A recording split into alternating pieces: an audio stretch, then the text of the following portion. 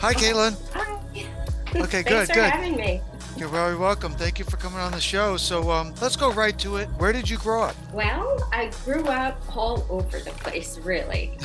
I was born in Connecticut. We bounced around all over. I basically tell people that I grew up in the Danbury, Connecticut vicinity just because we bounced around from town to town. One place that stands out to me is I lived in Bantam for a while. I think that stands out because after we had moved, a tornado had gone through there. The house that I lived in actually survived. Everything around it was like gone. I actually have a picture of the house. Trees are down and the shingles on the roof are gone, but the house is still standing. So it's kind of neat, to see like a house that I grew up in that survived something like that. So that stands out. Like I said, we moved to central New York. It's where I'm at now. Encompassed mainly my teen years. I grew up in a small little rural town, dirt roads. I think that the town was maybe 1,200 people. So everybody knew everybody, right? You knew every single road in the town. You knew who lived on the town, road in the town. Very tiny. How much would you say those places have shaped the person that you are based on the environment, the type of community, etc.? The town that I grew up in was very small and everybody knew everybody. So you had an extended family, right, within your town. It was very close. Everybody knew what everybody was doing, but jumped in and offered to help, or anybody needed a ride. You could call your neighbor, it was just very close knit. So I think that really has stuck with me. I always want to do for others. But I also think looking back on it, it created this desire for me to want more, work hard, because it was the only business that was in that town, lumber mill. A lot of the men worked at the mill, right? Everybody was very hardworking, but didn't have a lot. That made me want to work harder and have more than what I grew up with. And you know what? By the way, I don't mean to interrupt you, but I have a similar growing up area. I grew up in Snohomish, Washington. Actually, Everett, Snohomish, which is about 20, 30 minutes north of Seattle. And what was great about the last town, which was my last 2 years of high school, was only 5,000 people in the whole town. So what I liked about that high school versus the other high school was the other high school had a bunch of rich kids who kind of felt privileged, entitled to things. They kind of had an attitude. They didn't treat everybody the same. And when I went to the farm, which was down in the valley, they were more like farm boys and horses and ranch. Didn't have as much money, or at least they didn't show it. And I think they had a better attitude and it made it more comfortable. And it seemed like everybody was kind of the same. I don't mean everyone was doing the same things. Obviously everybody's a different person. Everybody treated each other the same. They didn't look down if you didn't have as much money as someone else. I really liked that. Right. If you ask me which one did I appreciate more, it was definitely the small town. I get exactly what you're saying. I can relate to it 100%. So the town that I grew up in was, like I said, extremely small. So were all the surrounding towns. So the high school I went to was made up of like 6 of these small towns. And my graduating class was still only just over 100 kids. Wow. So yeah. I consider myself like a blue collar guy. A guy, I worked 2 jobs. One of my first jobs was shoveling horse stalls, which is not a lot of fun. It's a very physical job. I remember I picked strawberries, I had a paper route. It was in the farms. And now I live in, an hour outside New York City. So it's like changed, but I'm still that, I have those values. What type of girl would you say you were in school? An athlete, a scholar? Were you a party girl, or were you reserved? You know what? Maybe a little bit of everything. I played sports, took accelerated classes, and I think I did very well in school. And I partied. So I did a little bit of everything. I wouldn't say that I was over the top with, partying. I knew my limits, and school was very important to me, as were my sports. So I knew where to draw the line, but I also wanted to have a good time too. Yeah. Speaking of that, and I don't know why you just made me think of this story. I've never actually said it on my show in the last 3 years I've had the show. Speaking of partying, like I was not really a party guy Mhm. because, and again, I'm not criticizing you or anyone else. I grew up in a Mormon family. So, Mormons are very strict. No smoking, no drinking, no coffee. I mean, it's Mhm. very, very strict. And I'm not a practicing Mormon anymore. I haven't been in probably 40 years, but my mom was very religious and my grandparents as well. So I didn't really party a lot, but no drugs or alcohol for me. There was a girl that I really liked in high school. We actually never dated, but about 3 months after our graduation, I was going in the military and I think she wanted to date me, but I knew it wasn't fair to her if I left for 4 years, which I had signed up to do. I wasn't about to start dating her. I didn't meet her really till my last like June, January to July, May of that year. Actually, maybe a little bit longer than that, but I didn't really become close with her until then. And then we were hanging out and stuff, but we weren't dating. I went in the military and during basic training, my mom called me up. Actually, I called her because you can't get calls in basic training. I called her and she said, "Your girlfriend was killed in a car accident." And I go, "What girlfriend do you mean?" And she said, "Chris." And I go, "What happened? What do you mean?" And you only got like a couple minutes on the phone. So I was running out of time. And she says, "Well, listen, she was killed in a car accident." I said, "Well, you have to tell me later." I forgot about calling my mom back Oh, after that call, and I forgot about her for 25 years. oh wow. In 2009, my wife was going to a reunion and we had all our yearbooks down in the crawl space. So she says, "Why don't you go get my yearbook so I can look at it?" So while I was down there, I said, "Let me look for mine." And I ended up not finding mine right away, but I found a photo album with picture of Chris and me. And remember, we weren't dating. She came to my graduation party, which was not drinking or drugs or anything. It was watching scary movies. And she was the only girl that came to watch scary movies all night. Anyway, I don't mean to go off the path of your life and everything. I found out she got killed because she started dating a guy who was a big party guy. And he was driving really fast on a back road in the afternoon, believe it or not, to a football game. And they went over a cliff and he lived, but she died. She got thrown out the window and everything. Oh, So that's I'm terrible. kind of glad I wasn't a party guy because I wouldn't want something like that to happen. And she Yeah. died at 18. Oh, wow. That is way too short. When I say party, you have to remember, the area that I described to you, right? Like farms and whatnot. So partying was everybody jumped in a pickup truck and we went into a field, we built a bonfire, and, somebody stole dad's beer, you know? Yeah. That was the kind of partying that went on in high school. Yeah, But and I'm not judging you or saying that's wrong. It's cool. Based on what you've become now, a model, a cover girl, all that, were you the type of person who craved attention, or were you more likely to just blend in at school back then?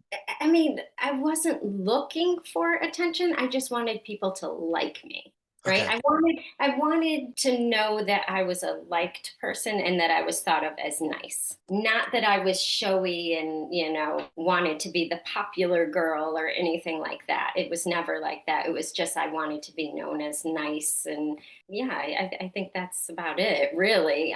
Be mean or flashy or showy, like it just wasn't me back then at all. The reason why I even ask it is because I just think it's really interesting psychologically. When you do look at, like, say, a model that has the courage, not just a physical look, but the courage to be on a camera, on a cover, everyone's seeing it. Obviously, people really like it. You wonder, is a person always like that, have that kind of courageous bravery and confidence, or is it Mhm. something that they become as they get older?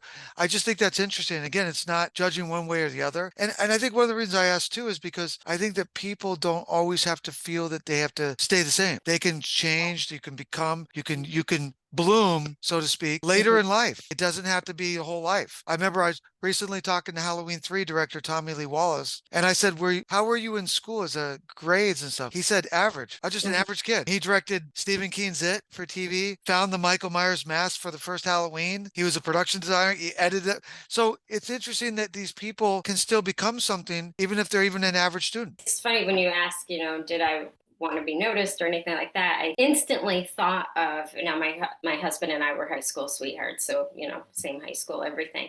And I can remember walking down the hallway. We weren't dating or anything, and we're going back to VHS, right? So he Mhm. had this big camera, and it must have been like the last day of school or something, and he was videoing, and I came down and I was like, maybe I need to go a different way. And I was like, no, I'll just keep going. And I remember, like, that burning sensation in your face when you feel it getting red and you're embarrassed. And I remember, like, just walking as fast as I could.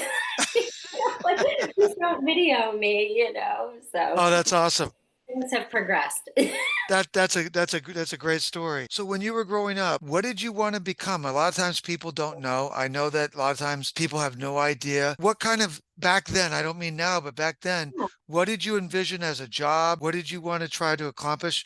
Did you have a clear idea? Did you have a dream? Or was it just kind of just going with whatever happened? I grew up in a family of builders. I was always working with tools, and even as a small kid, building birdhouses and things like that with my dad. I just thought, and I guess always figured that I would go into that line of work, but do it on a girly scale, which would mean like interior decorating, right? So, Right. or interior design. So I actually started off in interior design when I went to college. I think it was the beginning of my second year, they decided to get rid of that major. And I could have finished it, but I took that as a sign, like, and changed my major to business, which I think was a good move ultimately. But Okay. yeah, Yeah. so I I, think, to answer your question, yeah, I originally had thought that I was going to, follow in the family line of business and do something along the lines of, contracting, building, interior design, something like that. But that's not what I'm doing. okay, good. Okay. After I saw John Carpenter's The Thing in 82, I wanted to do what he did to me twice, Halloween and The Thing. But of course, as we both know, it's not easy to become a film director. It's very costly. No one's just going to give you the keys to the kingdom to make a big film. With my whole outlook was to try to get to that point to be a director.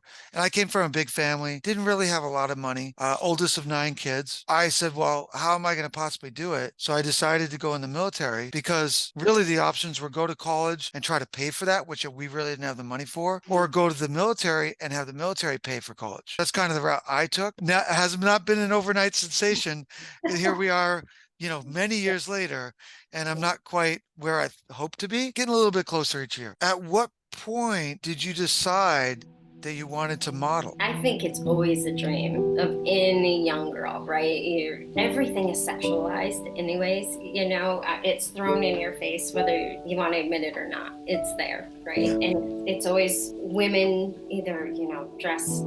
I don't even know what the word is that I'm Provocative? It may be provocative. It's all out there. It's in your face. I think as a young girl, I instantly picked up on that you have to present yourself in a certain way. You get attention for it. I stumbled upon some of my father's magazines.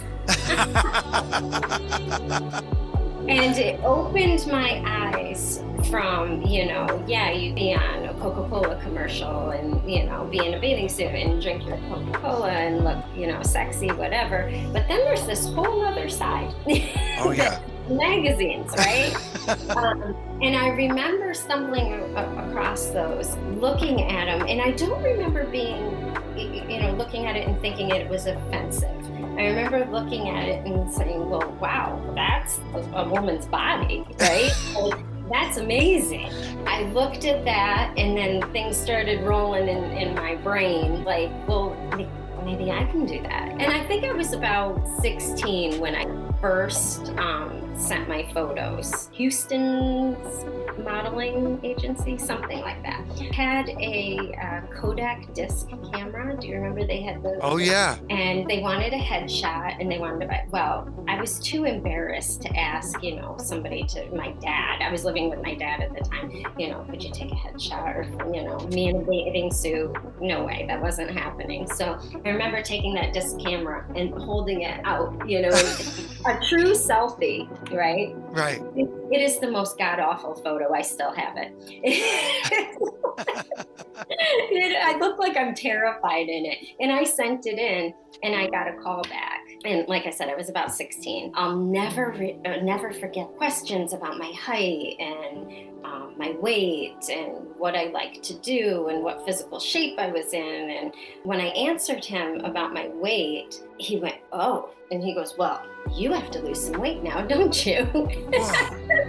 And that was the first time that anybody had ever criticized my weight, and I Wow. was like 16, right? I was mortified. I remember getting off the phone and just being like, well, that's that. Like, I'm never going to be able to do this, right? Because I wasn't the mindset that, okay, well, now I need to go starve myself or I need to go work out harder. Have always been, well, this is me. Yeah. Take it or leave it. This is me. I kind of bagged it. Then I think because I sent my stuff in, I started getting postcards and everything in the mail. Hey, do this. Hey, do that, And one was for a pageant, a beauty pageant. So I did that. After that, I kind of just put things aside and focused on school and went to college. I did a couple of little fashion shows for like department stores and whatnot. I figured that was a dream. Let's just I tried it, didn't work out, whatever. Yeah. you Yeah. know? And now it's time to focus on the real job, as I would. So I went about that and got married and had kids. And one day I just jumped on Instagram. And I had only been on Facebook, really green to Instagram. I'm like, well, this is fun. So I threw some photos on there. Well, I didn't read the terms of service as to what was acceptable. Okay. They got taken down. Oh, geez. Oh, but geez. but things grew. People reached out to me and it just sparked. And I was like, well, you know what? Let's give this another go. Let's see where this goes now. So Did that give you confidence when you saw the responses you were getting? yeah, absolutely. I mean, how could it not, Yeah. right? Especially, I'm going to say it, like a mom in her 40s, late 40s, it all of a sudden you're getting this attention for the way you look and the way you carry yourself. Yeah, it's empowering. I think it's great, especially because I think a lot of people give up their dreams because they figure, like you did, you got to get a real job, you got to do provide for your family. And I'm not saying that's bad. And it's very easy probably to get comfortable with that, or even not to believe that you could ever achieve whatever dream you might have, singer, a model, a filmmaker, whatever it may be. I think it takes a lot of work and courage to go for it, even later. Oh, I was terrified at first. Look at me, and I'm not trying to pat myself on the back, but I'm 57, right? So a lot of people would probably given up filmmaking if they didn't make it by this point in Hollywood. Who's to know what actually making it, quote unquote, is? I just think that it takes a lot of stamina if it doesn't happen overnight and you're not making a lot of money from it. For me, it's what I like to do. I like to make films. You sometimes get blasted when you make a movie and it gets put out in the world, and especially on the internet, people just attack you. But then you get people that really say good things about it as well. And that's kind of the stuff. I think ultimately you got to do it for yourself. There's got to be a self-worth to it, but you hope that others will like it. But the truth is, not everybody's going to like everything. Wouldn't you agree? Oh my gosh, absolutely, 100%. I mean, posing nude and whatever, you have to have some real thick skin.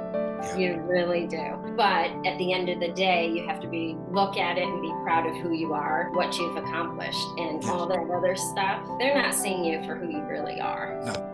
No. They're just seeing the surface of what you're putting out there. It's the highlight reel. And I don't know if you do this, but one of the things I've done, say, over the last year was one of my filmmaking friends who's done really well. He said to me, don't read anything. Just make your films. It don't matter what they say. Don't even go there.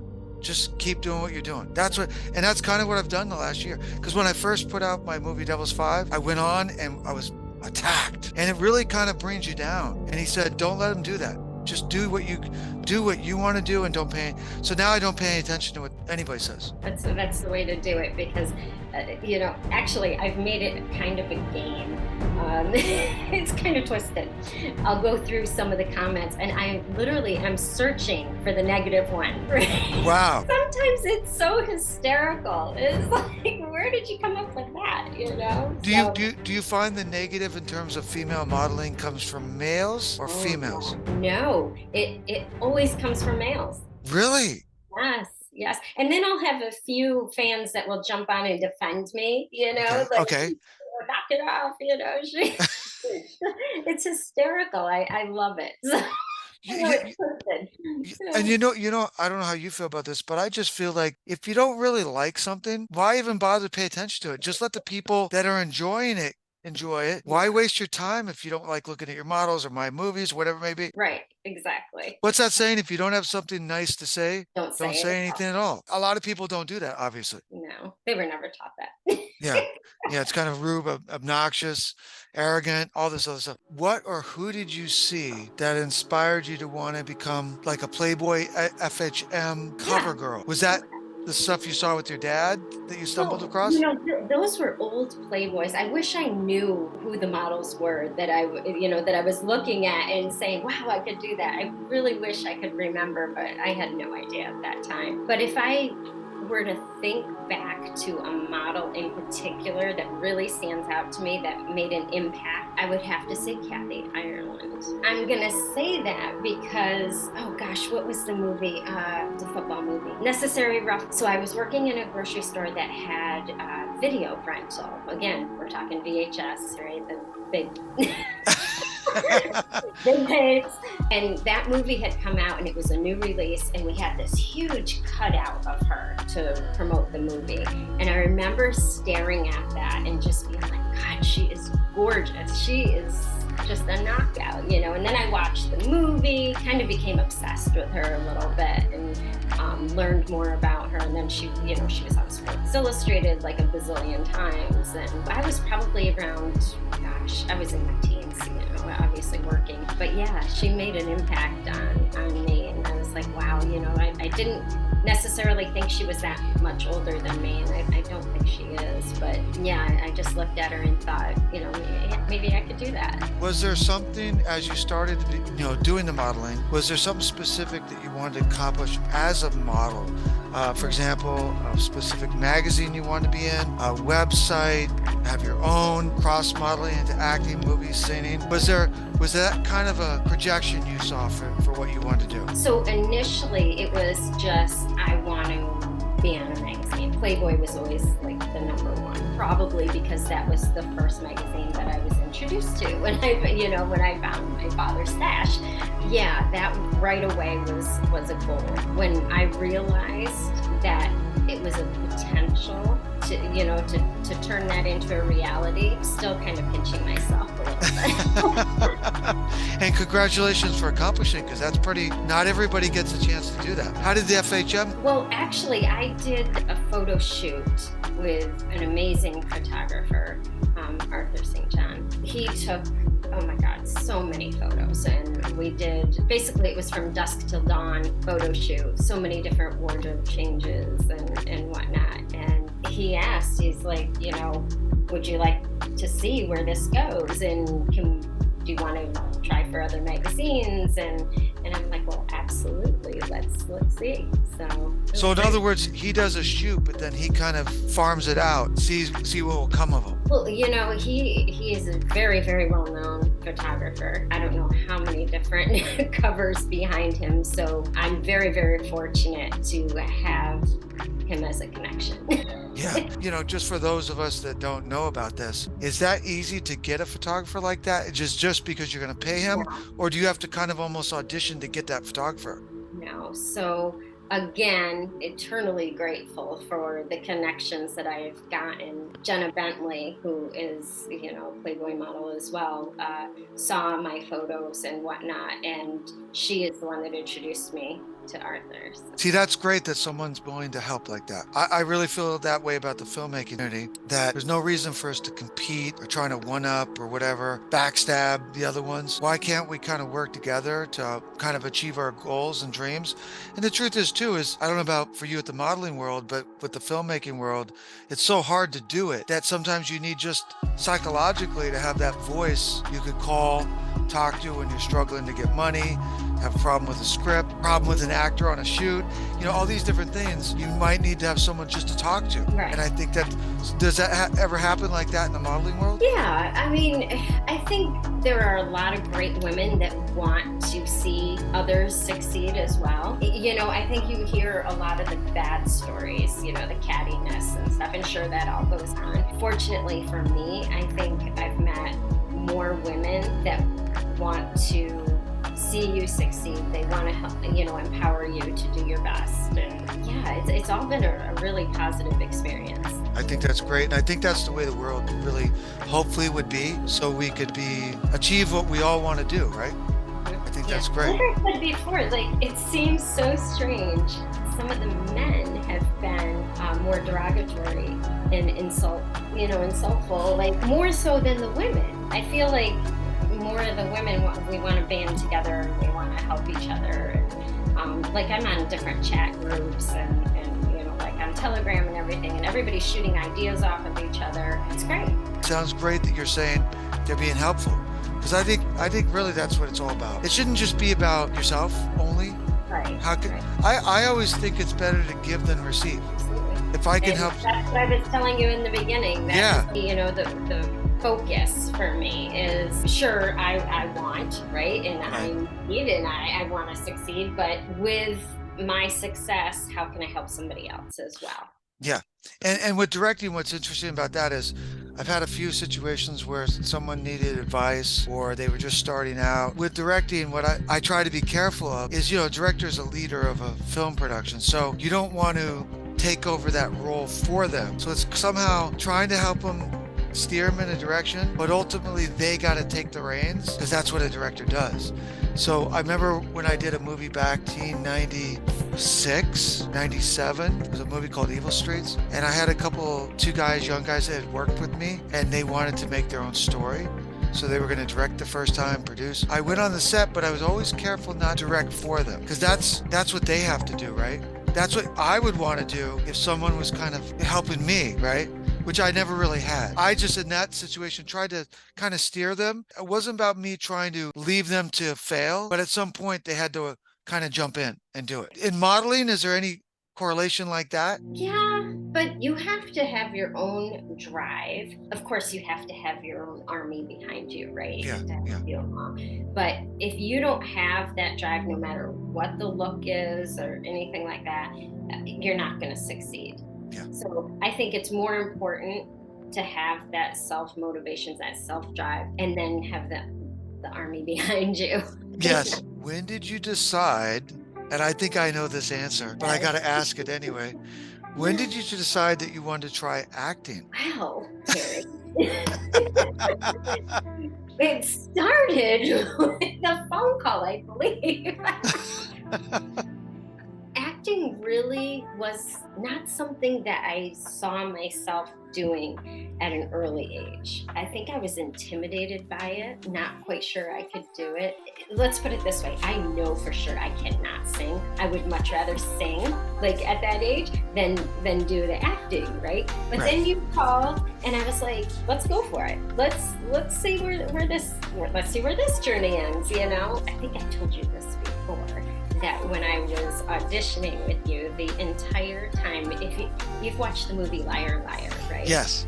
And the credits at the end, and I don't know who the actress is, but she yells out to Jim Carrey, she's like, overactor, you know that? Yes. The outtakes? Yes. So I'm auditioning for you, and the whole time that's playing in my head, I'm like, oh my God, I'm so overacting. This is not gonna go well. That's good, but you know what? You did really well. I like to tell the story. When I was looking for this part that I ended up reaching out to you about, I knew it was going to be a very tricky part to cast. And the reason why I said that is because not only was the character a bikini model, the movies really doesn't show it, but she's described as a bikini model. So I had to have someone that could believably physically fit that look. Maybe more importantly than that, I needed a woman that was confident enough and trusting enough that some of the scenes that she has to do, she would not be afraid to do them and look comfortable and not too conscious of what was happening.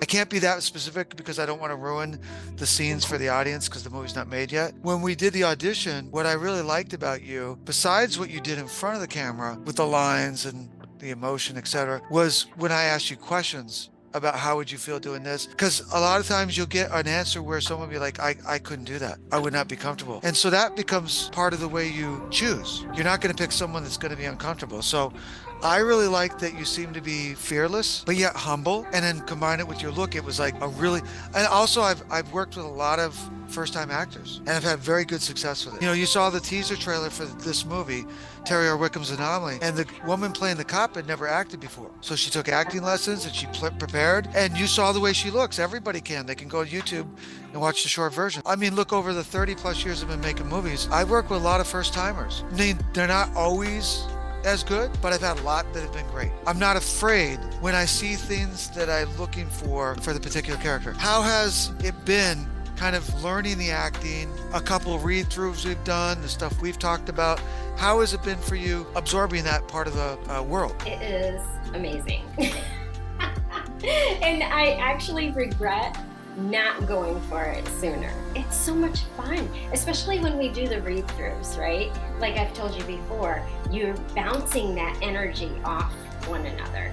It makes the acting within you just come right out in a fashion that you didn't even know that you had, if that makes sense. The last time we did the read through, I felt really good about it, like really confident. Like it has been a progression. The more you do it, the better you get, obviously. But yeah, it's I love it. I love doing it every single time. I'm like, oh, we're doing another one. So, Now, yeah. have you found yourself watching movies differently and looking at the actors? Yes, I think we talked about this. Yeah. I sit now, and it's not so much that I'm sitting there, and enjoying the movie as I am critiquing movements, body language, how they're saying particular words, everything. Like I'm breaking it down. That's good. How much of the way Monica Tate was written for this movie we're going to do together, Terry R. Wickham's Anomaly, how much of it would you say you can relate to? And I don't mean necessarily with the way the husband is with your husband, etc. But is there aspects of her that are really like you, or is she totally different? No, I think that's what's great about this is that I can relate to it. I feel like I can just slip right into this character. At least I hope that's. Yes. But yeah, I mean, just her profession, how she handles herself. I've told people this before. I am my own manager. Like that's what I do. So seeing that that's what she does, and she's making the phone calls and, everything within her business. So I can relate to that 100%. So that part of the acting is easy for me. And then to know that, she's a bikini model, but she's also this other person as well who's not always walking around in a bikini and heels, and so she has a day-to-day life, she has friends, she has a husband, yeah, and that's all me too. You just said that is great, that is so important for me with this movie and that character you're playing. Obviously, she's got an eye candy aspect to her, but really there's a lot more deeper Right. depth and definition and nuance. And ultimately, if when people see this movie, when after we make it, that's going to be the thing that really impresses them, because kind of reacting to what's happening around her in the movie to this crazy, scary stuff that starts happening. Wouldn't you agree? Absolutely. I also thought that was so great about your audition, your positive attitude and kind of your warmth personality. I think that's something you were talking about, coming from a small town, kind of Yeah. humble beginnings, being a hard worker. You know, you could look great. And if you're a diva, I don't want to work with that, right? That's no fun. You want someone that's going to be someone you can collaborate with, that's going to be fun. I mean, look, we're working hard, making movies very difficult. If someone's got like kind of a standoff attitude, you don't want to do that. So that was Mhm. something else I thought was so great about you. And I have to say, like for as far as I know, and the women that I've done read-throughs with, I haven't seen any of that. Yeah. I think we all have been working very well together. Like I think just the personalities, even once we do the read-through and then we're just chit-chatting on the side, I think that we all kind of mesh together very well. Thank you. Thank you. And I've tried to and I'm not trying to take all the credit, but I try to find people like that. Like when I'm going through the auditions and when I was choosing, I was trying to find people. I didn't know if they could get along, but that I thought were friendly and professional and were ambitious at the same time. So I was looking for those qualities if possible. You Yeah. don't always know how things are going to work. But like you said, it seems like, and look, I've made a couple changes over the last year on the cast. And sometimes it's been for some of those reasons where I didn't see someone that was easy to work with, or they weren't putting in the same effort. And then maybe I had to make a change there.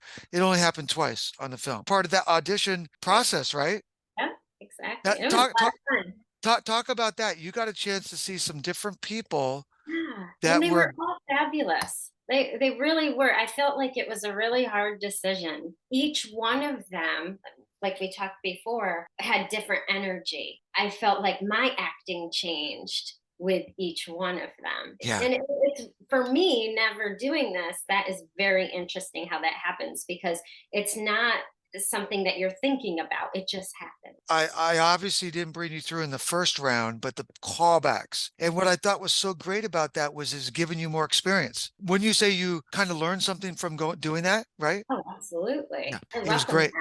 that. And it was twofold because it also put pressure on them, Mm. which I kind of wanted to see because, when you do a movie, there's going to be a little bit of natural pressure just because you're in front of a camera, there's a cost, and again, as a director, I try to minimize that for my actors, but I thought I should put the audition callback people in that pressure to see how they would respond. And I even used your feedback as part of my who I decided. I mean, Mhm. ultimately I made the call. And it really was a tough call. It Oh, really, there were two that really could have played this part. Would you agree? yeah, Yeah, yeah. but they were both totally different energy Mhm. because I felt like the one energy was a little bit better for this movie, whereas the even though the other one could definitely played it, and she kind of had a heaviness to her. So I Yeah. wanted that kind of a lighter approach. You know what I mean? How excited are you to get the chance to be in such a powerful original storyline where the four women characters take the lead for most of the story? I'm talking like 75% of the film. I don't think that's common in most movies in general, especially a super suspenseful, supernatural film to terrify an audience. Absolutely. It's surreal. Did you have a preconceived notion of what kind of a horror film would kind of be like versus what it actually is in terms of this movie? Well, again, we have talked a lot. My daughter is a horror movie buff. Like, ever since probably she's been watching horror movies before she should have, right? Okay. Quite a few. And then when I read this script the first time, this is totally going somewhere where I was not anticipating it to go. And then, like you said, to see it be for women that are carrying the whole storyline out, basically, you don't see that. It's really cool to be a part of that, especially with it being the first movie. Would you say that these women, females, would look to them as role models? Like, are they people that they could admire? They're all strong women, and strong in different ways. So yeah, I mean, you could pick any one of them to be, a role model depending on what type of person you look up to. So, in other words, people that want to go see Sorority House Massacre with a bunch of girls running around almost topless, getting killed by the knife killer, that's not this, right? No, not at all. This is more along the lines of you want a suspense thriller that is not, I'm going to use the word cheesy. It's not cheesy, right? No, not at all. This has depth to it. Gonna leave you scratching your head and wanting to go back and watch, rewatch this scene. Oh, wait a minute. Okay, now I didn't get that the first time, because that's what I've done. I've read this script so many times, and the first time you visualize it, then the second time you're reading it, you're looking at it deeper and you're seeing, oh, okay, so this person's doing, and each time that you read the script, you see it clearer, if that makes sense. So I think the same thing will happen when you're actually watching it.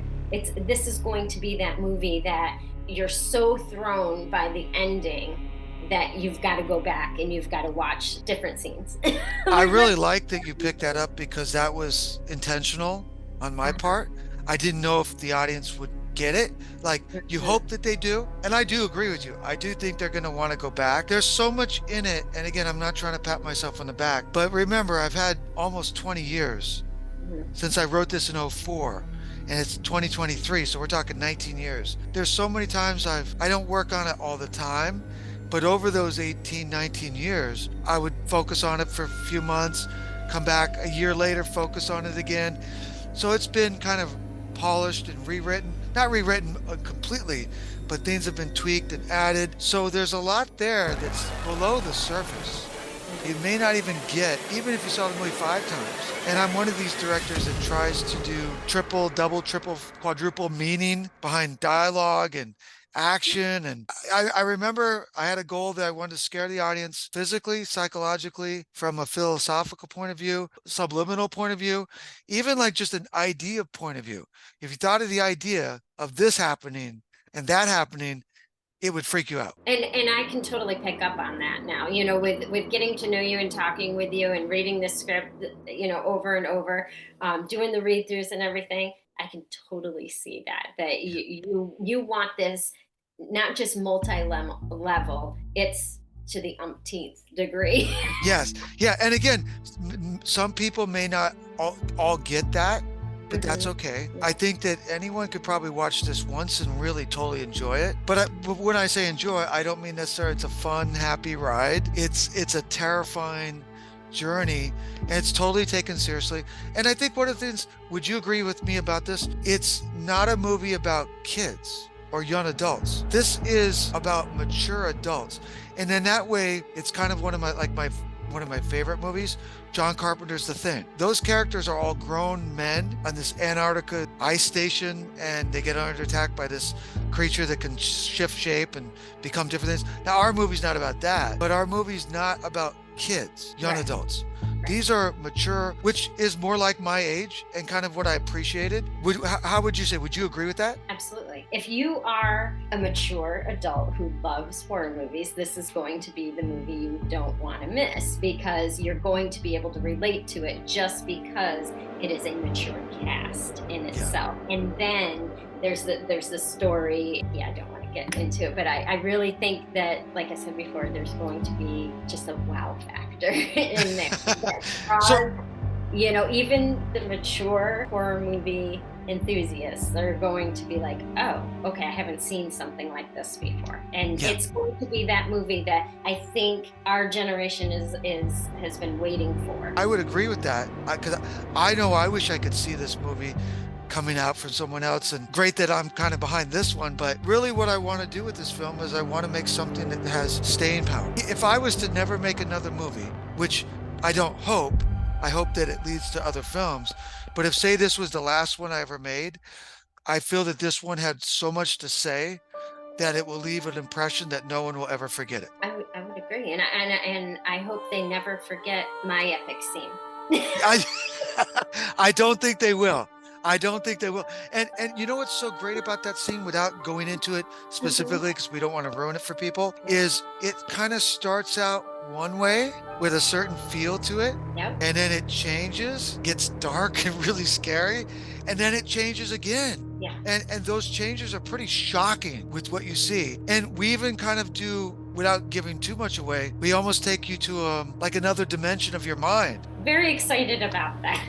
And I'm glad that you are, because I felt that that was a part that, if I didn't find the right actress or even woman, that could maybe not come across the way I'm hoping. Mm, If I can get it the way I wrote it, I really think the audience is going to really enjoy it in many ways. But if I had the wrong person, it could be a problem. yeah. I So it's mean, I great. can see why, you know, some people wouldn't want to do it, Yeah. right? Yeah.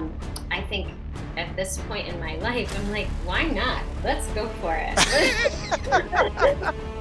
And you know what? Good. Look, I don't want to give too much away. And say that scene in Basic Instinct, not that this scene is the same, Mm, or even the way we present it. But remember the scene in Basic Instinct with Sharon Stone? Nobody forgot that scene, and this is not exactly the yeah, same scene, or even yeah. what we show. Truthfully, that made her a star. And You just say that movie and people's mind goes right right there, to it. right to it. And I remember when I watched it maybe 5 years ago again, and I saw it when it came out in theater, the buildup of just waiting for that scene to come up. And I don't mean that necessarily in, just an arousing way or whatever, but just to watch like her courage and the way she approaches it, and the way that Paul Verhoeven directed that, the way Juan de Bont shot it, the way Jerry Goldsmith scored it. You just start to look at how they did it, and it's fascinating. And then I look at the scene, like say Barbara Hershey in The Entity, and Yeah. she gets attacked by that demon. Just watching the way she did it, it was so scary and powerful and terrifying. So that's another scene that kind of, more scary. But look, she's an Academy Award winning actress. I know we've been on a while. So what's so far would you say is the best thing that you've achieved so far? Oh, goodness. So it's funny that you're asking, actually, because I just had a post that I put on Instagram. I'm turning 50 this year. So I was going back in the memory bank and, okay, what am I proud of? What have I accomplished? What do I want to do, going forward? Instantly, my biggest accomplishment is being a mom. I have two fabulous kids. My daughter's going to be 19, my son's 15. They are my pride and joy. And I am the most proud of them, how I've raised them, how my husband and I have raised them, the young adults that they've turned out to be. So that is my biggest accomplishment and the one that I'm most proud of. Aside from that, I've done all the other stuff. I've owned businesses, started up businesses, and, kept myself very, very busy. Moved on to the modeling and the acting, and So, hey, now this is the fun stuff, right? Like, yeah, now that you've raised the kids, now you kind of yeah. do what you want to do because they're Mhm. doing so well. I think that's amazing. That's Wh- exactly right. Where can people go to follow your modeling and acting? On my website, so you can do KaitlynJayne.com. Well, Kaitlyn, I really appreciate you, coming on the show, telling your story. Obviously, I'm looking forward to working with you on this movie. We've got to get the rest of the money to do it, but I truly believe that we will. I think you're going to be great in it. Well, thank you. And I am so grateful for this opportunity. Okay, have a great night, Kaitlyn. All right. Take care. Okay, bye now.